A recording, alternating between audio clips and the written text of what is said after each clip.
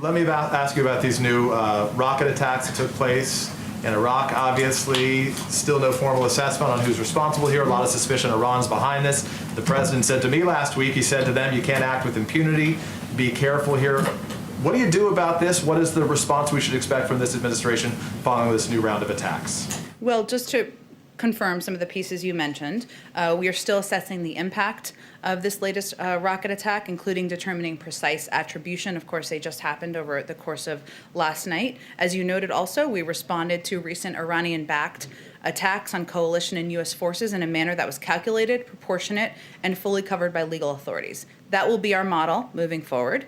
If we assess a further response is warranted, we will take action again in a manner and time of our choosing, and we reserve that option. The president was briefed by his national security team this morning, was of course monitoring the details overnight. What we won't do is make a hasty or ill-informed decision that further escalates the decision or plays into the hands of our adversaries. Let me ask one last question. Given the news that came out last night about Texas and Mississippi, the president was in Texas, met with Governor Abbott just a matter of days ago. They have now, in both of those states, removed their mask mandates, and they are reopening at 100%, even as this White House says now is not the time for that.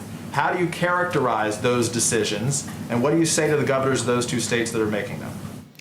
Well, first, the president's position on mask wearing is based on the recommendations of health and medical experts and their views that it could save 50,000 lives. That is why he asked the American people to wear masks for 100 days. For nearly a year, we've been dealing and navigating and coping with this pandemic across the country. And this entire country has paid the price for political leaders who ignored the science when it comes to the pandemic. We talked a little bit yesterday about how people are starting to feel a little bit better in some cases. You go to the grocery store and there's Clorox wipes available, and a year into this, that feels better, but there's still more work that needs to be done. We need to remain vigilant, and he believes that, and he's hopeful, that people in these states will continue to follow the guidelines that have been set out and the recommendations made by health and medical experts.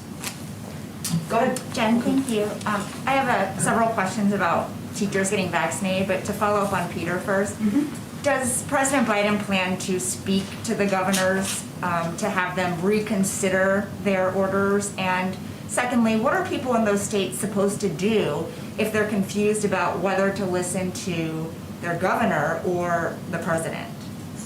Well, first, I would say we're not asking people just to listen to the president. Of course, we recommend that, but we're asking people to listen to health experts, medical experts, the CDC, to Dr. Fauci, to others who are basing their recommendations on how to save people's lives. That's what we're asking people to do.